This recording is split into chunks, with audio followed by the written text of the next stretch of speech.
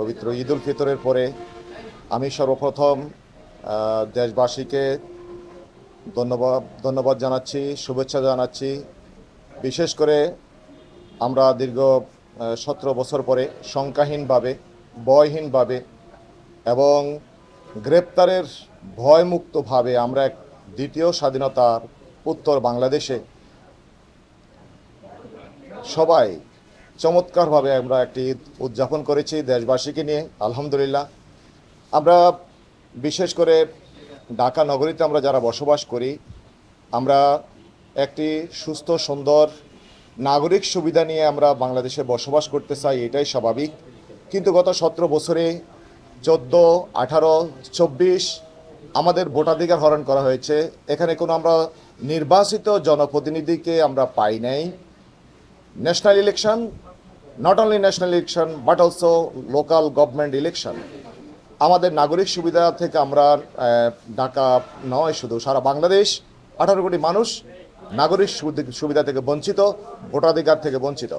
আমরা মনে করি বাংলাদেশ জামায়াত ইসলামী সারা বাংলাদেশে যেই নমিনি ঘোষণা করা হয়েছে তারই ধারাবাহিকতায় ঢাকা 5 আসনে যাত্রাবাড়ি, ডামরা, কদমতলীর একাংশ, এই আসনে আমাকে এখানে জামাতের পক্ষ থেকে মনোনয়ন দেওয়া হয়েছে। চূড়ান্তভাবে যখন হবে তখন আমি আমার মূল ইশতেহার ঘোষণা করব, কিন্তু আমি মনে করি এখন আমার ভাবনায় ঢাকা 5। প্রথম হচ্ছে, এখানে আমরা সবচেয়ে বেশি যেই বিষয়টা আমরা দেখছি সেটা হচ্ছে জলাবদ্ধতা।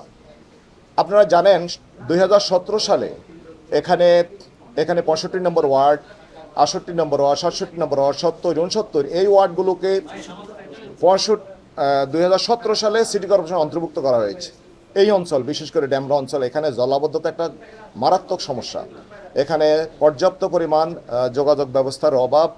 এখনও ম্যাক্সিমাম রাস্তাগুলো এখনও আপনার অনেক সময় পানিতে তলিয়ে থাকে। এখানে ব্যাপক মশার প্রকোপ, নাগরিক সুবিধা থেকে জনগণ বঞ্চিত, শিক্ষা থেকে বঞ্চিত, স্বাস্থ্যসেবা থেকে বঞ্চিত। এখানে রাস্তাঘাট, অবকাঠামো থেকে উন্নয়ন অনেক ক্ষেত্রে এখানে পিছিয়ে। এখানে সন্ত্রাস, সামাজিক, কিশোর গ্যাং, মাদক, এই বিষয়গুলো খুবই প্রকট। আমি মনে করি এখানে যদি যোগাযোগ ব্যবস্থা যদি সুন্দর না থাকে, আমি পুলিশদের সাথে কথা বলছি, পুলিশ এখানে যথাযথভাবে নিয়মিত টহল দিতে পারছে না, কারণ সুন্দর পর্যাপ্ত পরিমাণ রাস্তা নেই। আমি মনে করি জলাবদ্ধতা দূর করা, রাস্তা সংস্কার করা, রাস্তা উন্নয়ন করা এবং শিক্ষা, স্বাস্থ্য, চিকিৎসা একটা মানুষের মৌলিক অধিকার। এই অধিকার নিশ্চিত করতে হলে সৎ, যোগ্য, দক্ষ নেতৃত্বের বিকল্প নেই। আমরা দুর্নীতিমুক্ত প্রশাসন পাই নাই। দুর্নীতিমুক্ত জাতি গড়তে হলে, দুর্নীতিমুক্ত রাষ্ট্র গড়তে হলে অবশ্য দুর্নীতিমুক্ত সৎ ব্যক্তি আমাদের নির্বাচিত করতে হবে। বাংলাদেশের মানুষ, আমি মনে করি গত 17 বছর সে ভোটাধিকার থেকে বঞ্চিত হয়েছে। আমি মনে করি বাংলাদেশ আবারও সেই 18 কোটি মানুষের সুযোগ পাবে ইনশাল্লাহ। একটি অবাধ, সুস্থ, ক্রেডিবল ইলেকশন ইলেকশন যদি আমরা নিশ্চিত করতে পারি, তাহলে আমরা মনে করি বাংলাদেশের মানুষ সৎ, যোগ্য নেতৃত্বকে বাছাই করবে। এবং আমি মনে করি বাংলাদেশ জামায়াত ইসলামী সেই ক্ষেত্রে এককভাবে সংখ্যাগরিষ্ঠতা অর্জন করে আমরা আল কোরআন এবং আল্লাহ রাসূল সাল্লাল্লাহু আলাইহি ওয়াসাল্লাম আদর্শকে ধারণ করে, লালন করে, পালন করে এবং সমাজের প্রতিষ্ঠার মাধ্যমে বাংলাদেশকে একটি দুর্নীতিমুক্ত প্রশাসন উপহার দিতে পারবো ইনশাআল্লাহ। সকলে ঐক্যবদ্ধভাবে সকল অপশক্তির বিরুদ্ধে আমরা রুখে দাঁড়াই।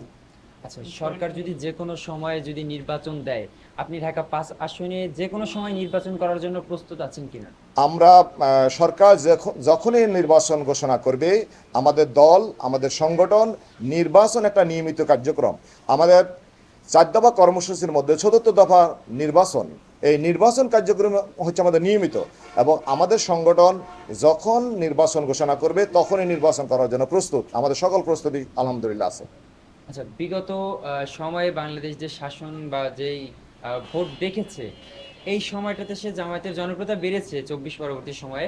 আপনি মনে করেন কি আপনার এই আসনটাতে এই ভালো একটা সংখ্যাগরিষ্ঠতা থাকবে কিনা আপনার জামায়াতের? আপনারা দেখেন বিগত সরকারের সময় যে আন্দোলন হয়েছে, এবং আপনারা জানেন 24শে জুলাই আগস্টে যে বিপ্লব হয়েছে, বিপ্লবের গুরুত্বপূর্ণ ভূমিকা পালন করেছে আমাদের যাত্রাবাড়ি থেকে শুরু করে এই ড্যামরা যাত্রাবাড়ি এবং সাইনবোর্ড।